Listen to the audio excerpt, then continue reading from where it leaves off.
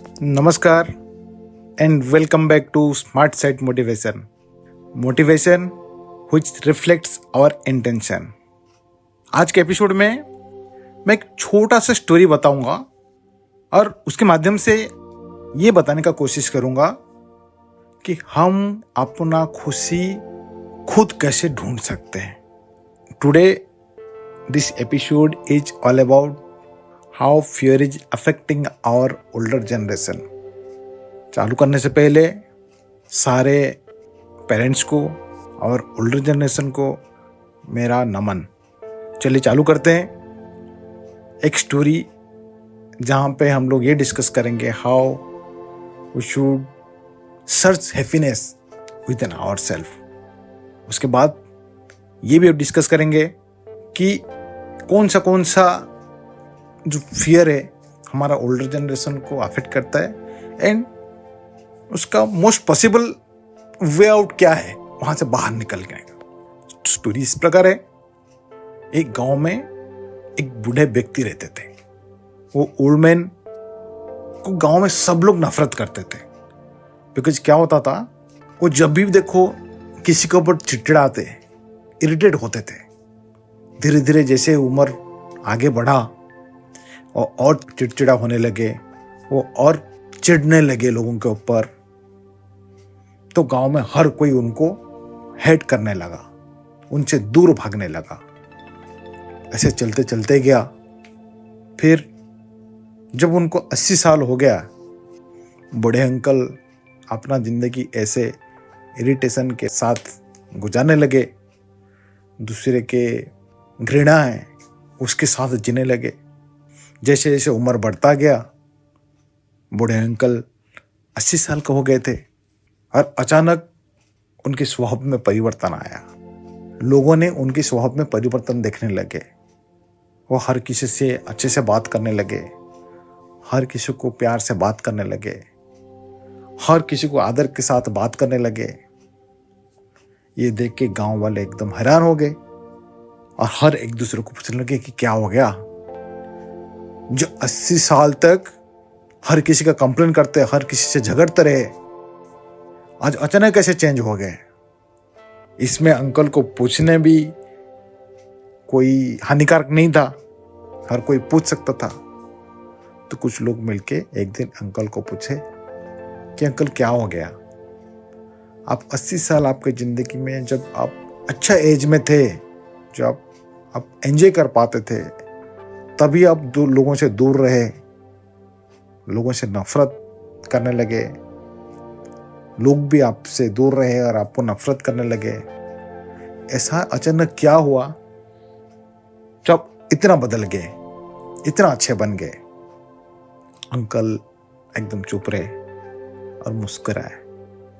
फिर ऊपर एक नजर उठा के देखे लोगों को और बोलने लगे, 80 साल तक मैंने अपने जिंदगी में खुशियां ढूंढते रहा. खुशी नहीं मिली तो इरिटेट होने लगा. खुशी नहीं मिली मैं डरने लगा. खुशी नहीं मिली तो मैं चिंता करने लगा, खुद को असहाय फील करने लगा. मन के अंदर बहुत डरने लग रहा था, जिसको ओवरकम करने के लिए मैं गुस्सा हो रहा था, मैं नफरत कर रहा था लोगों को. लेकिन आज मैं हैप्पीनेस को चेस करना छोड़ दिया, खुशियों को चेस करना छोड़ दिया. और देखो मुझे खुशी अपना आप मिल रहा है और मैं डर भी नहीं रहा हूं. यही जिंदगी का सत्य है. यही जिंदगी का सत्य है. जब तक आप चेस करते रहोगे हैप्पीनेस को, अगर नहीं मिली आपके अंदर डर पैदा होगा. तो हमारा ओल्डर जनरेशन में नॉर्मली किस टाइप का फियर रहता है? अपनों से दूर हो जाने का, ओल्ड एज हो जाने का. और जो सबसे फियरफुल रहता है वो ये कि अपने से दूर हो जाना.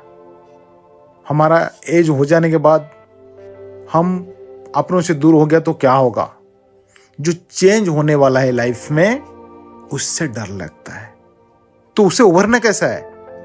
उसको उभरना ऐसा है, जीवन का जो सत्य है कि हम एक दिन ओल्ड एज आएगा हमारा, हम एक दिन वार्धक्य आएगा हमारा, और तभी जो चेंज होगा उसको एक्सेप्ट करना.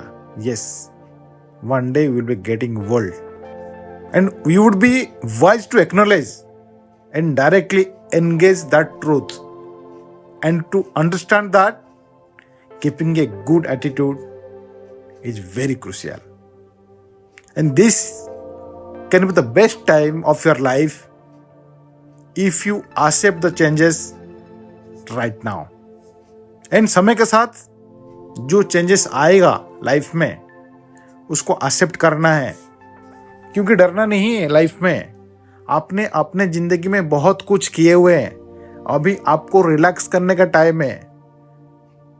ऐसे बहुत सारे हमारे ओल्डर जनरेशन रहते हैं, काम के सिलसिले में बहुत टाइम उन्होंने अपनों के साथ नहीं बिताया. Then the time is now.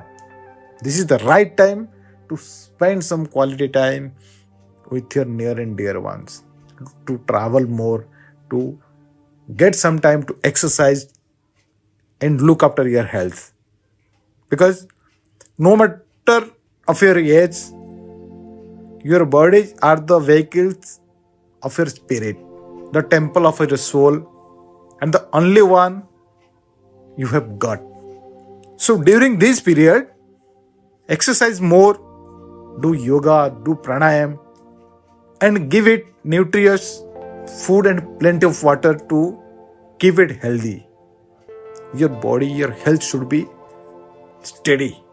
And जो टाइम पीरियड है, ये लाइक माइंडेड पीपल हम ढूंढते हैं. लाइक माइंडेड पीपल के साथ हम लोग बैठते हैं, उठते हैं, डिस्कस करते हैं, अपना टाइम स्पेंड करते हैं. नो मैटर आवर पर्सनैलिटी, कोई भी पर्सनैलिटी हो हमारा, be it extroverted or introverted, we need a tribe, we need a society, a sense of belonging to a group or community, a society, and that is the basic need of a human. Happiness is a mental and emotional state of being. It comes as a result of the choice we make. It is all about attitude, perspective, and what we make age mean to us. We are all what we believe. And getting older is a reality. वार्धक्य आएगा, but we should embrace that change of life. ज्यादा चिंता करना नहीं है, over thinking करना नहीं है कि मैं ऐसे बोल रहा हूं, हमारा बच्चे ऐसे नहीं कर रहे हैं. अगर आप ओल्ड हो गए, आपके बच्चे भी बड़े हो गए. डोंट थिंक आप जो सोचेंगे आप बच्चे वही करेंगे. वो बड़े हो चुके हैं, वो अपना डिसीजन लेंगे और सक्सेस भी होंगे. अभी ये डर आपको वो रहता है, हमारा बच्चा हमारा नहीं मान रहा है, और ये भी डर भी आप रखता, अगर हम आज ये बोल रहे हैं मेरे बच्चा फंस गया तो, वो भी तो डर है. एक छोटा सा और स्टोरी है जिसके माध्यम में मैं आपको बताना चाह रहा हूं कि कैसे बच्चों को अपना डिसीजन उनको लेने देना, because they are matured enough. अगर आप ओल्ड हो गए तो आपका बच्चे भी मैच्योर्ड हो गए. They can take their own decision and we have to witness their success. अगर आप उनके ऊपर आपका जबरदस्त, आपका जो ड्रीम है, आपका जो मन है, आपका जो इंटेंशन है, कोशिश करेंगे कि वो आपको माने और वही करे, चांसेस ये भी है वो फंस सकते हैं.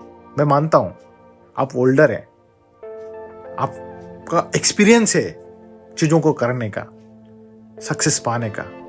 बट जब आप ओल्ड हो गए, वो भी मैच्योर्ड हो गए, वो भी अडल्ट स्टेज में है, they can think the right way. आपको उनके सक्सेस को एंजॉय करना है. एक छोटा सा स्टोरी है. एक बार एक स्कूटर में बाप बेटा कहीं जा रहे थे. जाते जाते थोड़े दूर में पापा का नजर आया कि कुछ बच्चे कीचड़ में कुछ ढूंढ रहे, चिल्लम चाली कर रहे हैं, कुछ ढूंढ रहे हैं. तो नजदीक जाके पापा ने स्कूटर रोके, बच्चा पीछे बैठा है. पापा ने पूछे, बच्चों क्या ढूंढ रहे हो?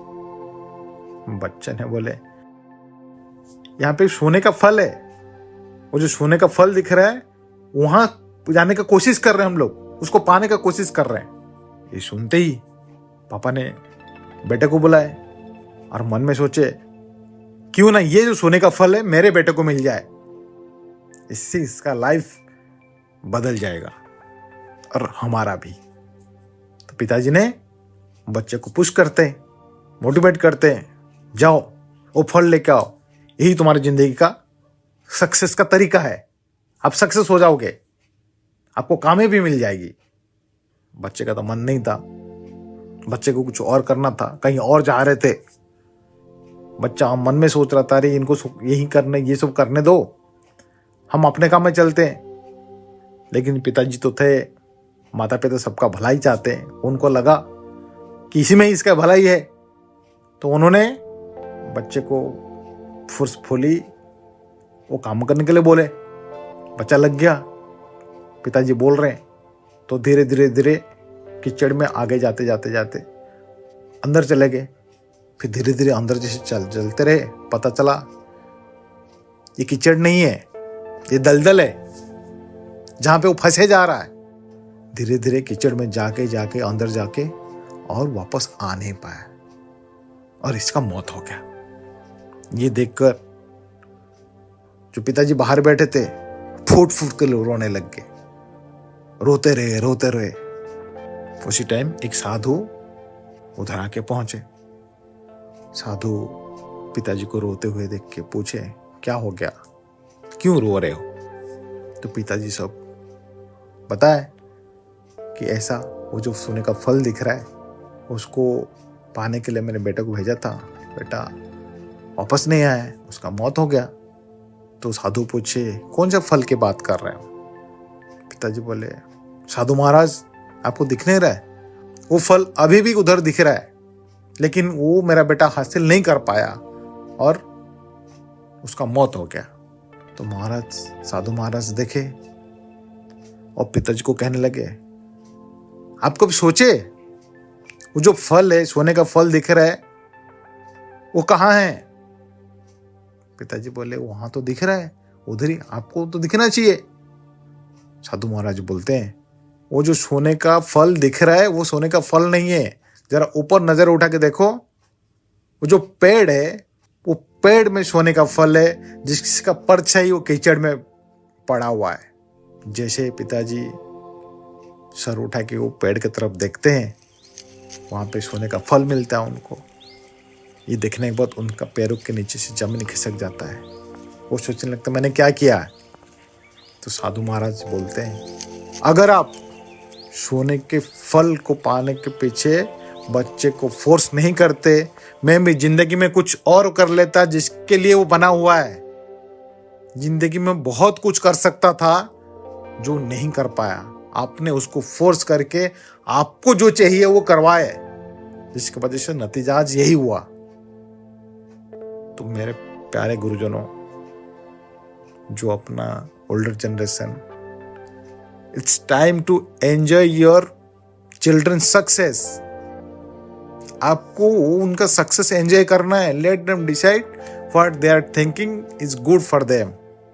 दे are matured enough, they will do the right thing. आपको डरने की जरूरत नहीं है। तो आपके मन में जो फियर है, चेंज का फियर है, उसको कैसे ओवरकम करना है? To engage with more and more activities which will give you joy and fulfillment. आप वो क्वालिटी टाइम स्पेंड कीजिए, खुश रहिए, योगा प्राणायाम एंड एक्सरसाइज करिए, जिसमें आपका माइंड एंड बॉडी दोनों स्वस्थ रहेगा। जिंदगी में बहुत कुछ किया आप लोगों ने। Now it's time to enjoy your life, more travelling, practising your hobbies और लर्निंग न्यू स्किल्स। ऐसा नहीं कि आपको सीखने का वो चला गया, आपका हॉबीज है, ड्राइंग करने लगे, मोर एंगेज रहिए लाइफ में, ताकि स्ट्रेस कम आएगा, फियर कम रहेगा। और big involve in charity projects and make a difference in the world. Thank you all for being with us in such A inspirational journey. And if you like our content, please comment and like it and don't forget to subscribe. Thank you.